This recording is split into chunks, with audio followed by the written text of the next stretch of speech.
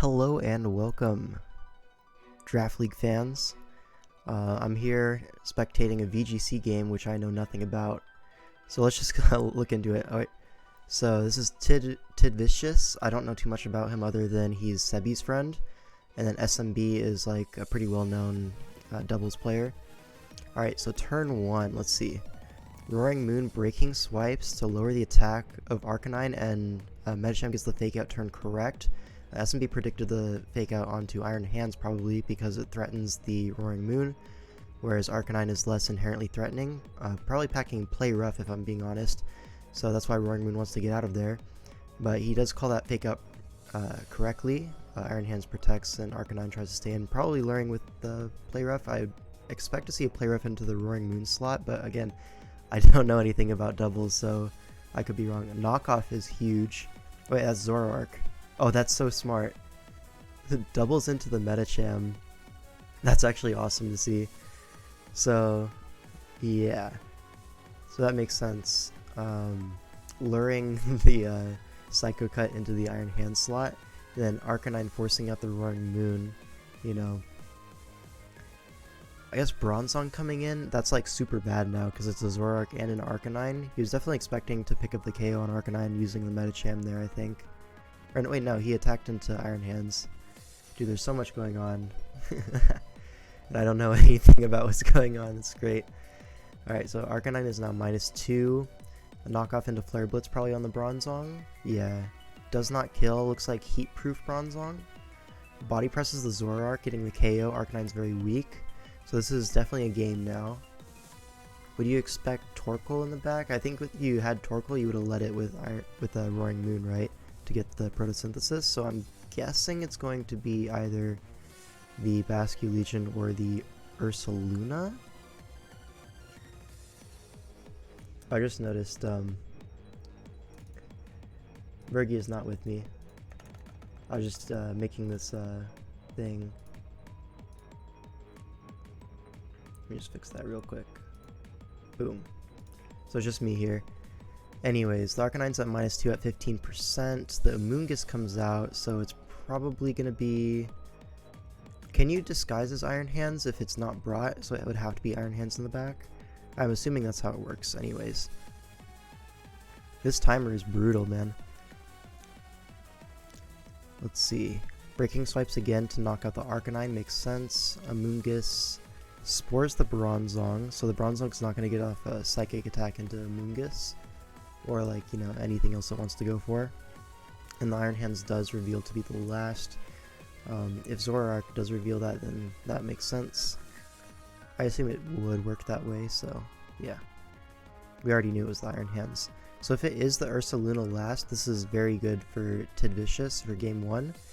SMB, he is threatening the Roaring Moon here with what is it? The Rage Powder Amoonguss into Iron Hands close combat, potentially. So he breaking swipes just to cover the Rage Powder. The Belly Drum is insane. Is this a Pollen Puff into the friendly hands? No, it's a Spore. And the Bronzong does wake up immediately in Iron Heads. I'm not really sure what that Iron Head was supposed to accomplish. Maybe you just don't have Psychic Stab, otherwise you definitely would have clicked it into any of the two Pokemon. Maybe you're predicting a Terra on the Amoonguss into Fairy. A Terra Fairy Amoonguss with Rage Powder would cover all options, so I do understand that a little bit versus the Roaring Moon. Alright, and nobody's Terra'd yet, right? So that's still in the back. Probably planning on tearing the Ursaluna or the Legion, whichever. Alright, the Bronzong does go down to Drain Punch, and the Pollen Puff does heal up the Iron Hands. Yeah, this is looking Jover, and the Ursaluna does show up. The Roaring Moon has to wake up immediately if he has any shot of beating this, because Ursaluna will not OHKO the Iron Hands regardless, even if it is Safety Goggles to ignore Rage Powder. Let's see how this turn goes. Is it even Rage Powder? I assume it's Rage Powder. Terra Flying. Protect to Scout. That's very smart. And Drain Punches into the Roaring Moon. And that's going to be it. There's nothing really Ursaluna can do here. I guess you could Rock Slide Flinch like the whole time down, but that's Very unlikely. No longer able to be spored though, and the Ursaluna does have Terra available. Terra Ghost. And the Rage Powder does make sense. The Amoonguss goes down. Does he Drain Punch? He does Drain Punch, hey yo. But it should be able to tank, and then Thunder Punch. It lives, but it dies to burn. So that was a really close game 1. Just one turn off basically in that end game. Alright. So then we go to game 2. Alright. Because it's VGC, it's best of 3. So last time SMB, let me switch sides so it's consistent. SMB brought the Iron Hands, Amoonguss, Arcanine, and the Zoroark. So I know that in VGC there was a really popular balance core between the Palafin Hands, Amoonguss, and the Arcanine. So it makes sense that SMB wanted to kind of fake that and go for the Zoroark while leaving Palafin at home.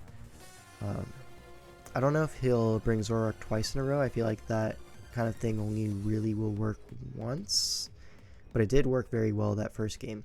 Tiddvicious, we did see the Ursaluna in the back.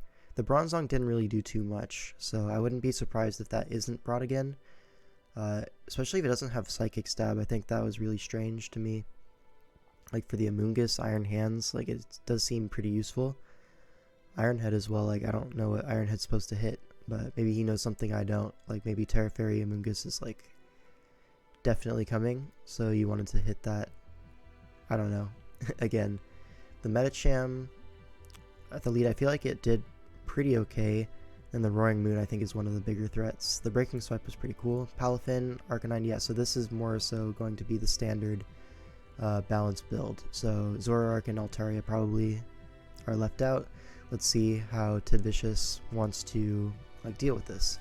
So the Palafin is definitely, you know, pressured to switch out here. What would he switch into? Because the Amoonguss doesn't really want to come in on Medicham. The Iron Hands could come in, but the Medicham did reveal Psycho Cut, so he could Psycho Cut into that slot and cover both switches. So the Palafin doesn't really have a safe exit point right now, and the Roaring Moon can just Breaking Swipe or Protect on the Arcanine. I do still think Arcanine probably has Play Rough in this game, so it would make sense to try to play around that. But maybe it's Roselli Berry with AK. He does U-turn. Palafin might flip turn here. Alright, he just doubles into the Palafin and close combats into the Basculegion. That's a great switch. Actually great switch by the Roaring Moon. It was threatened out by the Arcanine, so it's close combat over Play Rough. It makes sense to also hit the Ursaluna, so that's cool. Basculegion, well, it would have eaten either attack anyways, and now the Palafin's weakened before it even switches out. But now, you know, you are more willing to switch out your Palafin. Yeah, and the Iron Hands does come out. Oh, the Altaria, that's very interesting. I didn't expect Altaria here. The close combat into hands is not going to do too much. The Wave Crash in Altaria is also not going to do too much, so that's a great way to get the Palafin evolved. And now the Medicham is basically forced out, like it has -1 on attack defenses. It's not really going to be doing too much. You do like the fake out pressure in the back for the late game, maybe forcing a Protect or stuff. What does Altaria do? I'm very interested. Arcanine is just going to come in to cycle Intimidates. Taunt Medicham, that is very interesting. Cotton Guard Altaria as well. So this is a very physically bulky team. You have Intimidate plus Cotton Guard Altaria. I'm not sure how Altaria is supposed to die in this game, because you do assume Ursaluna's in the back, right? Very interesting. So how does he deal with this Altaria? It's a party +3. He doesn't really have a reason not to Cotton Guard again. Very interesting. And at this point, Medicham is basically doing no damage. So I do think Medicham should switch out here, probably into the Basculegion. Makes sense to me. Did this Roaring Moon U-turn out? It did U-turn. Yeah, there's not really a great option for Tiddvicious here. I think SMB is a very commanding position. Again, I don't know too much about doubles. There's a Terra Fairy. It makes sense into the boosting Altaria and the Arcanine. You can stay in on the close combat. Taunts the Altaria. But, okay, it is Sash Medicham, so the defense drops don't really matter. Gets a good amount of chip off on the Arcanine with the recoil. So that is appreciated, but it does go down to the combination of Flare Blitz and the Fire Spin. Flare Blitz knocking down to Sash when it's -1. I feel like that's a very offensive Arcanine, no? I know Metacham's not bulky, but that's basically neutral, because it's a neutral attack, or -1 attack into -1 defense, right? Maybe I'm not reading that correctly, but it feels like maybe an offensive Arcanine, especially because it's slower than Metacham. It might be like Adamant, and the Metacham with Sash is probably going to be Jolly, trying to catch the creeps. You know, it was faster than Palafin as well, so probably a Jolly Metacham. Basculation comes out here, forces out the Arcanine into Palafin. Roaring Moon U-turns into the Palafin slot. The Altaria is taunted, so it can only really Fire Spin here, no? And the Palafin does go down, so that's really awesome for Tiddvicious. I don't have to deal with that threat, and Ursaluna gets the Flame Orb off immediately. Although there is no Amoonguss, so you don't really care about blocking the Spore with that necessarily. The Arcanine does come in to get the Intimidate off, but now, again, the question is how are we breaking this Altaria? It's still taunted, so it can't really do too much outside of Fire Spin the Ursaluna slot this turn. Nothing else really makes sense. The Basculation is threatening the Arcanine still, even though it's -1 with the Wave Crash. Wild Charge comes out and does pick up the kill on Basculation, and Fire Spin does come out, so Ursaluna's going to be taking residual damage, and he does Facade into the Altaria slot. Again, that's doing nothing. So now the taunt is over, you can definitely roost with Altaria. Maybe this Roaring Moon has Terra Blast, and then they can break the Altaria that way, but I don't know, this is pretty insane. The Arcanine is probably going to be, I was going to say attacked here, just trying to isolate the Altaria so that 2v1 it in the endgame, and the Roost does come out. So he does double into Arcanine, but now he gets to cycle the Intimidate again into the remaining two. Tiddvicious can no longer switch out to reset Intimidate, so that was a great switch by SMB, getting the Iron Hands in here, Protect, and probably going to, Fire Spin into the Roaring Moon. That's what makes sense to me. Will-O-Wisp. So yeah, so he's basically calling the fact that Tiddvicious only really has physical offense, bringing Intimidate plus Cotton Guard plus Will-O-Wisp, like actually insane physical bulk on all of these guys. So calling that correctly basically. And Altaria looks like it's just kind of solo at this point. Yeah, there's not really too much that can be done. Unless this Ursaluna has like Rest, in which case it would be able to stall out this Altaria in the endgame. That could be interesting. But at this point, the Arcanine is also a huge threat. Yeah, and Roaring Moon is not going to be able to take out the Arcanine, so this looks wrapped up for SMB's favor. Game 3 not even going to be needed. Terra normal E-Speed makes sense just to ensure the KO. You don't really need your Terra on the Altaria, as it's already shown to naturally wall this Roaring Moon. I mean, even if it was Terra Blast, it's -1 burn versus +3 defense. Yeah. This was actually a great display of a balanced build by SMB, taking advantage of the Intimidate cycling, and then just natural bulk on all of these guys. The Zoroark played, game 1 was really interesting. Really a fun watch, to be honest. I don't really know too much about doubles, but I feel like we did a decent job covering this game.